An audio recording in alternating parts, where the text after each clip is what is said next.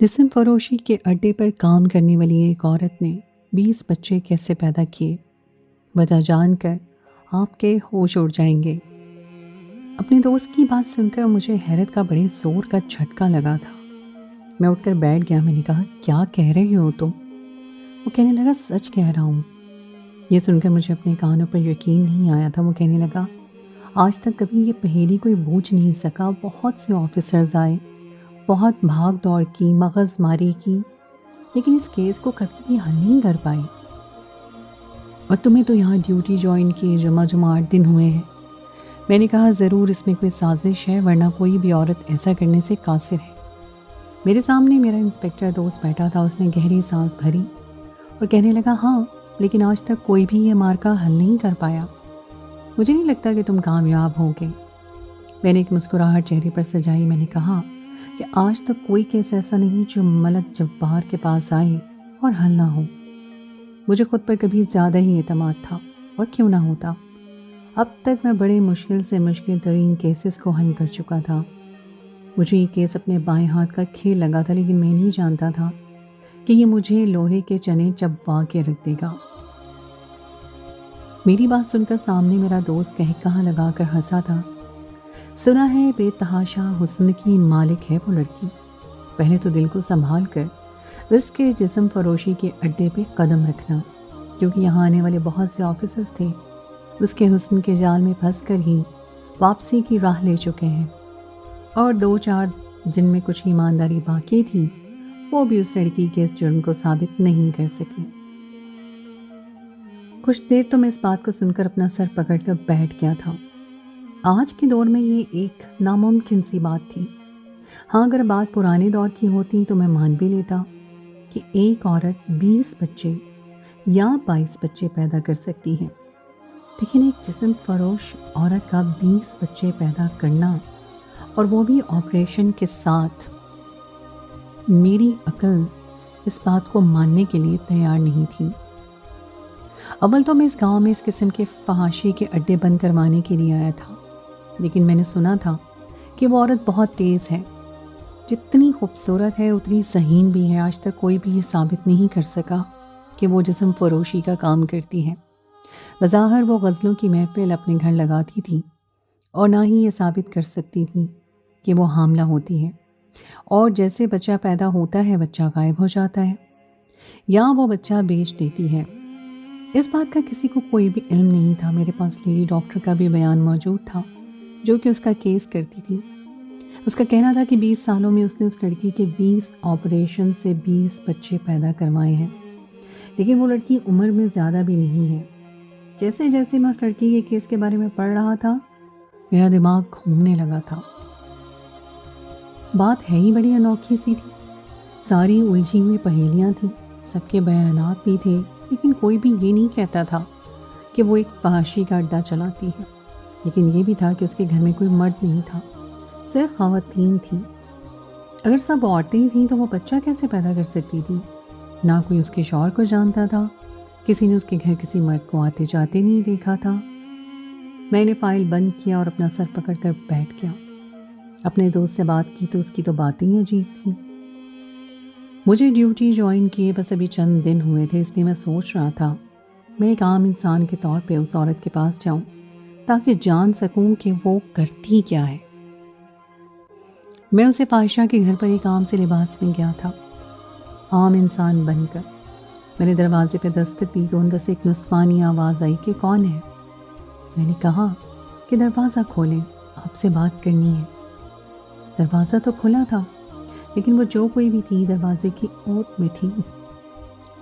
उसकी कलाई और हाथ बाहर थे, जिससे उसने बैरूनी दरवाज़ा पकड़ रखा था। कहने लगी, जी फरमाइए। मैंने कहा कि दिल बहलाना चाहता हूँ, और मैंने सुना है कि यहाँ पर। उसके बाद मेरी बात ज़बान पर ही थी कि जब उसने कहा कि आप गलत पते पे आए हैं, जाएं कहीं और जाके अपना ये शौक़ पूरा करें। वो जो कोई भी थी उसकी आवाज़ काफ़ी खूबसूरत थी, खनकती हुई। मैंने कहा, मैंने सुना है कि आप गज़लें गाती हैं, मैं गज़ल ही सुनने आया हूँ। मैंने फ़ौरन से अपनी बात का मौजू बदला था, क्योंकि बस ज़ाहिर था वो गज़लें ही गाती थी। कहने लगी, जी हाँ, कभी गाया करती थी, 1 साल पहले छोड़ चुकी हूँ। میں نے کہا بڑی دور سے آیا ہوں، آپ کی بڑی تعریف سنی ہے، یوں مایوس تو مجھے نہ لوٹائیے، اگر آپ چھوڑ بھی چکی ہیں تو آج میرے لیے گا لیں۔ وہ کہنے لگی کہ آپ کیا ہیں جو آپ کے لیے گاؤں؟ میں نے کہا بڑی دور سے آیا ہوں، اس چیز کا ہی خیال کر لیں۔ میں ہر حال میں اس سے مراسم بڑھانا چاہتا تھا تاکہ اصل بات کی وجہ کو جان سکوں۔ وہ لڑکی کون سے ذرائع سے یہ سب کچھ کر رہی تھی، میں اتنا تو سمجھ چکا تھا کہ کوئی بھی عورت آج کے دور میں 20 بچے آپریشن سے پیدا نہیں کر سکتی۔ یقیناً اندر کچھ اور ہی چل رہا تھا اور میں اس کی کھوج میں آیا تھا۔ پھر وہ عورت خود کو غزل گانے کا کہتی تھی لیکن اندر سے جسم فروشی کا کام کرتی تھی، لیکن اب تک پکڑی نہیں جا سکی تھی۔ اپنے خلاف اس نے کوئی ثبوت نہیں چھوڑا تھا۔ وہاں آنے والا ہر فرد یہ جانتا تھا کہ یہ دونوں کام کرتی ہے۔ اس کے بچے کہاں جاتے تھے، کیا ہوتا تھا، یہ بھی کوئی خبر نہیں تھی۔ ہر سال وہ سب کو حاملہ کے طور پر نظر آتی تھی۔ سب سے یہی کہتی تھی کہ وہ حاملہ ہے، لیکن جیسے ہی بچہ پیدا ہوتا بچہ بھی غائب اور وہ بالکل ٹھیک ہو جاتی۔ چند ماہ بعد پھر وہ یہی کہتی کہ میں حاملہ ہوں۔ کوئی بہت بڑا گیم تھا جو اس آڑ میں وہ کھیل رہی تھی۔ مجھے ہر صورت اس لڑکی سے مراسم بڑھانے تھے تاکہ میں معاملے کی تہہ تک جا سکوں۔ کچھ دیر وہ گیٹ پہ یوں ہی کھڑی رہی، کہنے لگی آپ کے لیے اگر غزل گاؤں تو کتنے پیسے دیں گے آپ؟ میں نے کہا اتنے پیار سے کہیں گی تو جان بھی دے دوں گا۔ میری بات پر وہ کھلکھلا کے ہنسی تھی۔ پھر اس نے گھر کا دروازہ کھول دیا، کہنے لگی آ جائیے اندر، میں جیب میں پیسے ڈال کر لایا تھا۔ اندر داخل ہوا لیکن وہ ایک چادر میں تھی، چہرہ چھپا ہوا تھا۔ چادر سے ہی اس نے اپنے چہرے کو ڈھانپ رکھا تھا۔ مجھے اس نے کمرے کی طرف اشارہ کیا۔ میں اس کمرے کی جانب بڑھ گیا، کمرے میں جا کر بیٹھا۔ وہاں ایک قالین سا بچھا ہوا تھا، اطراف میں گاؤ تکیے رکھے ہوئے تھے۔ وہاں پر غزل گانے کے لیے تمام موسیقی اور آلات موجود تھے۔ میں وہیں بیٹھ گیا۔ کافی دیر بعد وہ عورت اندر آئی تھی۔ اس وقت اس نے انارکلی لباس پہنا ہوا تھا، چہرے سے گھونگھٹ بھی نکالا ہوا تھا۔ اندر آئی اور سامنے بیٹھ گئی۔ وہاں سے اس نے ایک تنبورہ اٹھایا اور اس کے ساتھ ہی اس نے غزل گانی شروع کر دی۔ آواز تھی یا کوئی جادو؟ اس کے سفید مومی ہاتھ تنبورے پہ بڑی مہارت سے چل رہے تھے اور وہ بڑی دل فریب آواز میں غزل سنا رہی تھی۔ مجھے لگا جیسے میں اس کی آواز کے سحر میں جکڑ چکا ہوں۔ نہ جانے کیوں دل چاہا کہ اس کا گھونگھٹ الٹ دوں۔ جیسے اس کے ہاتھ حسین تھے، چہرہ بھی یقیناً خوبصورت ہوگا۔ جی چاہا کہ اس کا چہرہ دیکھوں کہ وہ دیکھنے میں کیسی، جس کی آواز اتنی سحر انگیز ہے۔ جیسے ہی اس نے غزل ختم کی، مجھ سے کہنے لگی کہ اب آپ جا سکتے ہیں۔ اس نے جب مجھ سے بات کی تو میں اس کی آواز کے سحر سے باہر نکلا تھا۔ چونک سا گیا۔ میں نے کہا بے حد خوب، کمال آواز ہے، جتنی تعریف سنی تھی اس سے کئی زیادہ۔ میں نے جیب سے کئی ہزار کے نوٹ نکالے اور اس کی طرف بڑھائے۔ دل میں ایک انجانی سی خواہش اٹھی تھی کہ جیسے ہی وہ پیسے پکڑنے لگی کہ اس کے ہاتھ تھام لوں گا۔ کچھ چیزوں میں انسان بے بس سا ہوتا ہے۔ پتہ نہیں کیوں مجھے اس کے سامنے اپنا آپ بے بس سا محسوس ہونے لگا تھا۔ میری نظریں اس کے چہرے کو دیکھنے کے لیے بے تاب تھیں۔ کہنے لگی رہنے دو صاحب، پیسے نہیں چاہیے، اتنے دور سے آئے ہو، پردیسی بابو ہو، اس نے تمہارے لیے میری غزل تمہارے یہاں آنے کا تحفہ صحیح۔ میں نے کہا کہ مجھے اچھا لگے گا اگر آپ یہ پیسے رکھ لیں، لیکن وہ کہنے لگی کہ مجھے اس کی ضرورت نہیں ہے۔ میں نے بہت جتن کی وہ پیسے رکھ لیں، لیکن اس نے مجھ سے کوئی پیسہ نہیں لیا۔ کہنے لگی کہ تم پردیسی بابو ہو، اس لیے میں نے تمہیں انکار نہیں کیا۔ میں نے کہا میں چند دن یہی ہوں، اگر آپ اجازت دیں تو روز آپ کی غزل سننے آ جائے کروں، پھر نہ جانے کب آنا ہو یہاں۔ کہنے لگی میں نے غزلیں گانا چھوڑ دی ہیں، میں اب گانے نہیں گاتی۔ آپ نے کہا تھا کہ بڑی دور سے آئے ہو، اس لیے میں نے سنا دی، لیکن دوبارہ مجھ سے ایسی امید مت رکھیے گا، آپ جا سکتے ہیں۔ میں نے کہا اب ایسا تو مت کریں، آپ کی آواز نے تو جیسے کوئی جادو سا جلا دیا ہے، جتنے دن میں یہاں ہوں کم از کم اتنے دن ہی آپ کی آواز سن لوں گا۔ لیکن وہ نہیں مانی، اس نے صاف انکار کر دیا۔ میں بڑے بوجھل دل سے وہاں سے باہر نکلا تھا۔ اپنے گھر پر پہنچ کر بھی میں لڑکی کے بارے میں ہی سوچتا رہا۔ جیسا میں نے اسے دیکھا تھا وہ مجھے بڑی عمر کی نہیں لگ رہی تھی، بلکہ مجھے تو یہی محسوس ہو رہا تھا جیسے کہ وہ 25-26 سال سے اوپر کی نہیں ہے۔ لیکن اتنی کم عمر 20 بچوں کو کیسے پیدا کر سکتی تھی؟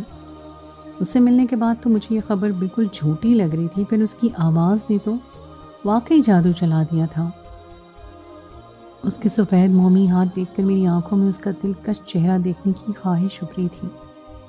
بس اسے دیکھنے کی چاہ بڑھنے لگی تھی۔ اس کا میٹھا رس کھول دینے والا لہجہ میرے اندر کہاں کہاں تیر چلا چکا تھا میں بتا نہیں سکتا۔ مجھے اپنے دوست کی کہی ہوئی بات بالکل ٹھیک لگ رہی تھی، وہ واقعی کوئی ہوش ربا تھی۔ میرا دماغ اپنے کیس اور اپنے مقصد سے ہٹ کر اس کے حسن اور اس کی آواز میں کھونے لگا تھا۔ میں نے خود کو جھٹکا اور دوبارہ سے اپنے مقصد کے بارے میں سوچنے لگا کہ میں کیسے اس لڑکے کی اصلیت جان سکوں جو کہ میرے لیے خوبصورت پہیلی بن چکی تھی۔ مجھے تو اپنے موز اور جذبوں پہ حیرت ہو رہی تھی۔ میں کوئی دل پھینک شخص ہرگز نہیں تھا، لیکن واقعی وہ حسن کمال رکھتی تھی۔ اگلی رات میں پھر اس دل کے ہاتھوں مجبور ہو کر اس کے در پر گیا۔ میں نے پھر سے اس کے سامنے اپنی فرمائش رکھی تو اس پر سخت لہجے سے بولی، کہنے لگی آپ واپس چلے جائیں ورنہ پھر میرے رویے کی مجھ سے شکایت مت کیجیے گا۔ میں نے کہا 10 لاکھ دوں گا۔ میرے منہ سے اتنی بڑی رقم سن کر اس کو تو چپ سی لگ گئی، کچھ دیر خاموش ہوئی، لیکن کہنے لگی بس ایک غزل سننے کے 10 لاکھ؟ کیا عقل ہوا ہو گئی ہے تمہارے؟ دیوانے ہو کیا؟ اسے شاید اپنی سماعت پر یقین نہیں آیا تھا۔ میں نے کہا کہ اندر آنے کی اجازت دیں تو بتا دیتا ہوں۔ میں سوچ چکا تھا کہ اسے کھل کر بات کروں گا۔ اس نے گھر کا دروازہ میرے لیے کھول دیا۔ میں مسکرانے لگا، دل میں خیال آنے لگا کہ مارا کیا، تیر لگتا ہے کہ بالکل ٹھیک جگہ پر لگا ہے۔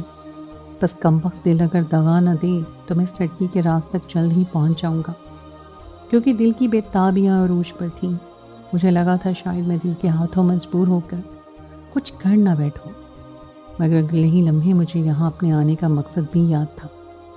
میں دوبارہ اس کمرے میں آ کر بیٹھ چکا تھا جہاں کل گاؤں تکیے لگے تھے۔ وہ مجھے بٹھا کر وہاں سے چلی گئی۔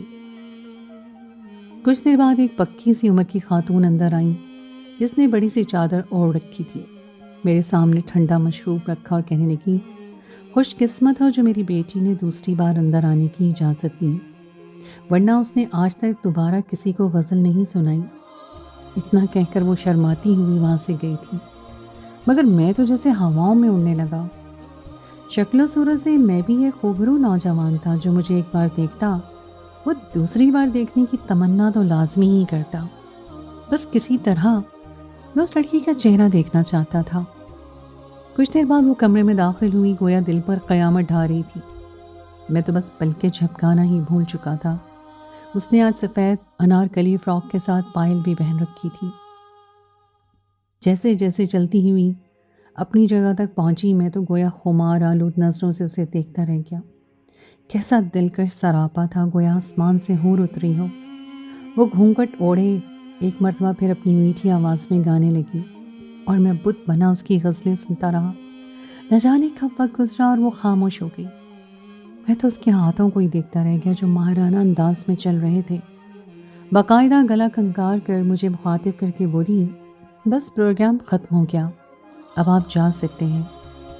وہ اٹھ کر میرے پاس آئی تھی اور ہاتھ بڑھا کر بولی، وعدے کے مطابق میرے پیسے؟ اس کا سوال سن کر میں مسکرا کر اٹھا۔ میں نے اسے 10 لاکھ دینے کا کہا تھا۔ میں نے جیب سے نوٹوں کی گٹھی نکالی اور اس کے ہاتھ پر رکھنے سے پہلے واپس کھینچ لی۔ اس نے چونک کر گھونگھٹ سے ہی مجھے دیکھا تو میں بولا، جناب یہ رقم تو ہم آپ کے 1 سر پر وار دیں، اگر آپ چاہیں تو ہم آپ کو روزانہ لاکھوں میں تول سکتے ہیں۔ یہ سن کر وہ کچھ قدم دور ہٹی، پھر کہنے لگی، اس کے لیے مجھے کیا کرنا پڑے گا؟ یہی صحیح موقع تھا۔ میں دل کے ہاتھوں مجبور ہو کر بولا کہ مجھے اپنا چہرہ دکھاؤ، میں دیکھنا چاہتا ہوں جس کی آواز اس قدر دلکش ہے، اس کا چہرہ کتنا حسین ہوگا۔ یہ سن کر اس نے فوراً رخ پھیر لیا، کہنے لگی، آپ جیسے کمزور دل برداشت نہیں کر پائیں گے۔ پھر کہنے لگی، اگر میں چہرہ دکھاؤں تو وعدے کے مطابق مجھے 10 لاکھ ملیں گے کیا؟ میں نے پیسے نکال کر سامنے قالین پر رکھے اور بولا، ہاں یہ سارے نوٹ تمہارے، میں 1 روپیہ بھی نہیں لے کر جاؤں گا۔ اگلے ہی پل اس کے ہاتھ گھونگھٹ تک گئے اور پھر اس نے گھونگھٹ پیچھے کی جانب اچھال دیا۔ گھونگھٹ گرنا تھا کہ اس کا چہرہ میرے سامنے تھا۔ وہ نظریں جھکائے میرے سامنے کھڑی تھی۔ ایسا حسن تو میں نے اپنی زندگی میں آج تک نہیں دیکھا تھا۔ میرے دل کی دھڑکنیں بے ترتیب ہوئی تھیں۔ ایسا لگ رہا تھا کہ میں خود پر بے اختیار کھو دوں گا۔ وہ کسی اپسرا سے کم نہیں تھی۔ میں نے بے ساختہ اپنا ہاتھ اس کے گال چھونے کے لیے بڑھایا تو وہ پیچھے ہٹ کر دوبارہ چہرہ ڈھانپ چکی تھی۔ سحر ٹوٹا تو میں ہوش کی دنیا میں واپس آیا۔ میں اس کے حسن کی تعریف کر رہا تھا، پھر اگلے ہی پل کہنے لگا کہ مجھے تمہارے ساتھ وقت گزارنا ہے۔ یہ سن کر وہ پلٹی، کہنے لگی آپ پچھلے 2 گھنٹوں سے یہی تو تھے۔ مگر میں کہنے لگا کہ نہیں، تم سمجھ سکتی ہو میں کیا کہنے کی کوشش کر رہا ہوں۔ اگلے ہی پل سکوت چھایا تھا، پھر واپس پلٹی اور کہنے لگی میں حاملہ ہوں۔ اس کے یہ الفاظ گویا تیر کی طرح میرے دل میں چبھے تھے۔ کاش وہ پاک دامن ہوتی تو میں اسے ہر حال میں اپنا لیتا۔ ایک لمحے کی بھی دیر نہ کرتا، ایک پل میں حسن کا سحر ٹوٹا تھا اور میں گویا ہوش کی دنیا میں واپس چلا آیا۔ ایک جھرجھری سی نیند تھی۔ میرا معیار یہ تو نہیں تھا کہ میں بد کردار لڑکی پر دل ہار بیٹھوں، جبکہ میں خود ایک با کردار اور پاک دامن لڑکا تھا۔ وہ اپنے 10 لاکھ روپے لے کر وہاں سے جا چکی تھی۔ میرا وہاں پر اب مزید رکنا بے مقصد تھا، اس لیے میں بھی واپس اپنے گھر چلا آیا۔ گھر آ کر تو جیسے میری آنکھوں سے نیند اڑ چکی تھی۔ میں تو بس یہی سوچتا رہا کہ کاش وہ ایک مرتبہ مجھے حاصل ہو جاتی، اور پھر اپنے اس کیس کے بارے میں سوچنے لگا۔ وہ ایک مرتبہ پھر حاملہ تھی، یعنی 21 مرتبہ وہ حاملہ ہو کر ایک بچے کو جنم دینے والی تھی۔ اگلے روز مجھ سے سینئر اس کیس کے بارے میں پوچھ گچھ کرنے لگے، مگر میرے پاس کچھ خاص معلومات نہیں تھی۔ یہ دیکھ کر بھی وہ کہنے لگے کہ تم بھی لگتا ہے باقی آفیسرز کی طرح ناکام ہی لوٹو گے۔ یہ بات میرے لیے کسی تماچے سے کم نہیں تھی کہ مجھے میرے کام کے دوران اسے کہا جاتا۔ اگلے روز میں دوبارہ اس کے گھر گیا تو دروازہ اس کی ماں نے کھولا، کہنے لگی کہ وہ گھر پر موجود نہیں ہے۔ دراصل اس کی طبیعت خراب ہے، وہ ڈاکٹر کے پاس گئی ہے۔ مجھے وہ ڈاکٹر یاد آنے لگی جس کا بیان ہم نے دیا تھا۔ مجھے کچھ سوچتے ہوئے دوبارہ اس کے کلینک پر گیا، مگر جب تک میں وہاں پہنچا وہ جا چکی تھی۔ حیرت کی بات تو یہ تھی کہ وہ گھر جانے کے بجائے کہیں اور جا رہی تھی۔ کچھ دیر بعد اس کی گاڑی ایک گھر کے باہر آ کے رکی اور وہ آس پاس دیکھتی ہوئی اس گھر کے اندر چلی گئی۔ کچھ دیر کے بعد وہ باہر آئی تو اس نے ایک بڑی سی چادر اوڑھ رکھی تھی۔ میں نے اس کے گھر جانے تک اس کا پیچھا کیا، ہو سکتا ہے یہ وہ گھر ہو جہاں اس نے بچہ بیچنا ہو۔ میں کچھ سوچتے ہوئے واپس گھر کی جانب گیا، مگر جھٹکا تب لگا جب اس گھر پر تالا لگا ہوا تھا۔ کچھ تو تھا جو میری سمجھ سے باہر تھا۔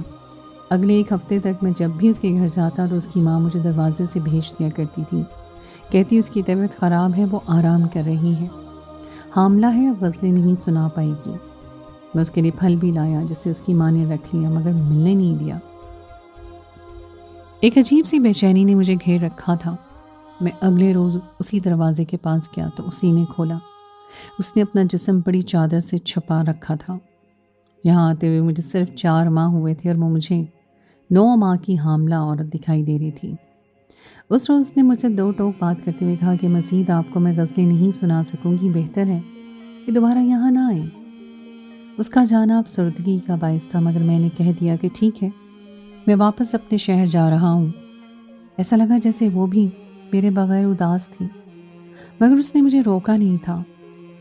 ٹھیک 2 دن تک میں اس پر مکمل نظر رکھتا رہا۔ وہ کہاں جاتی ہے، کیا کرتی ہے، سب کچھ دیکھتا رہا، مگر جو راز کھلا وہ تو میں خواب میں بھی نہیں سوچ سکتا تھا۔ ایک روز اس کی طبیعت خراب تھی، وہ ڈاکٹر کے پاس جانے لگی۔ میں تو اس کی جاسوسی کر رہا تھا۔ جیسے ہی وہ اپنے گھر سے ڈاکٹر کے پاس جانے کے لیے نکلی تو میں بھی اس کے پیچھے جانے لگا۔ گاڑی وہاں پر جا کر رک گئی تھی۔ جیسے وہ کلینک میں گئی تو میں باہر اس کا انتظار کرنے لگا۔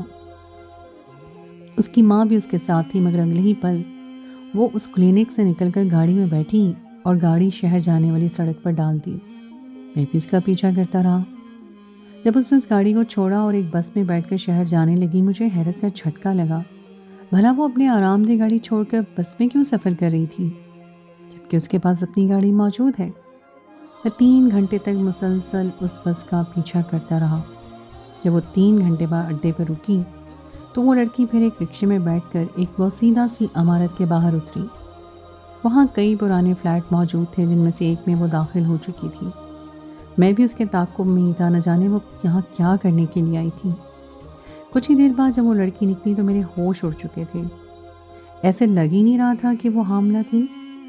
حیرت کا جھٹکا تو یہ دیکھ کر لگا کہ اس کے پاس تو بچہ بھی موجود نہیں تھا، شاید وہ بچہ انہیں دے چکی تھی جو اس گھر میں رہتے تھے۔ میں نے اپنی ٹیم کو بلوایا اور اس لڑکی پہ نظر رکھنے کو کہا۔ کچھ دیر کے بعد اس فلیٹ سے ایک اور عورت نکلی جو اسی کی طرح حاملہ دکھائی دے رہی تھی۔ فوراً دماغ میں دھماکہ سا ہوا، کچھ تو تھا جو بہت غلط تھا اور انہی حاملہ عورتوں کے ساتھ ہو رہا تھا، مگر ہم نے فوراً ان کو پکڑ لیا، پولیس تھانے لے کر چلے گئے۔ کچھ لوگوں نے بھاگنے کی بھی کوشش کی مگر پکڑ لیا گیا۔ وہیں دوسری جانب اس لڑکی کو بھی پکڑ کر تھانے لے جایا گیا۔ لیڈی کانسٹیبل نے تفتیش کی تو جو بات سامنے آئی وہ ہمارے لیے حیران کن تھی۔ وہ لڑکی نہ ہی حاملہ تھی اور نہ ہی آج تک اس نے 20 بچوں کو جنم دیا تھا، وہ تو بس ایک ڈرامہ تھا۔ وہ جسم فروشی کا کام بھی نہیں کرتی تھی، اصل میں تو منشیات اسمگلنگ کیا کرتی تھی۔ ایک شہر سے دوسرے شہر لے جانا آسان نہیں تھا، اس لیے اس کا تعلق جس گروہ سے تھا وہاں عورتوں کو نکلی پیٹ لگا دیا جاتا ہے اور اس میں منشیات رکھ کر ایک شہر سے دوسرے شہر بھیجا جاتا تھا۔ کوئی ان کو پریشان بھی نہیں کر سکتا تھا۔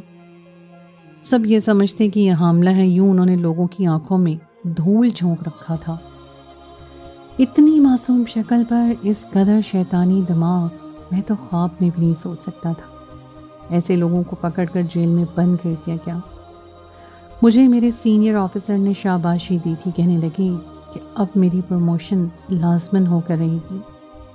میں بھی خوش تھا، آخر جو کیس کوئی حل نہیں کر سکا وہ میں نے کر دیا تھا۔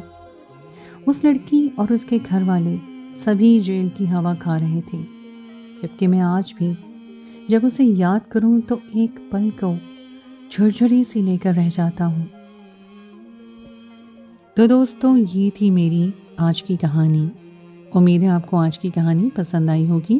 اگر آپ کو کہانی اچھی لگی ہے تو اس کو لائک ضرور کیجیے، اپنے دوستوں کے ساتھ شیئر کیجیے، ساتھ لگے بیل آئیکن کو پریس کر دیں تاکہ آپ کو میری آئندہ آنے والی کہانی کا نوٹیفیکیشن بر وقت مل سکے۔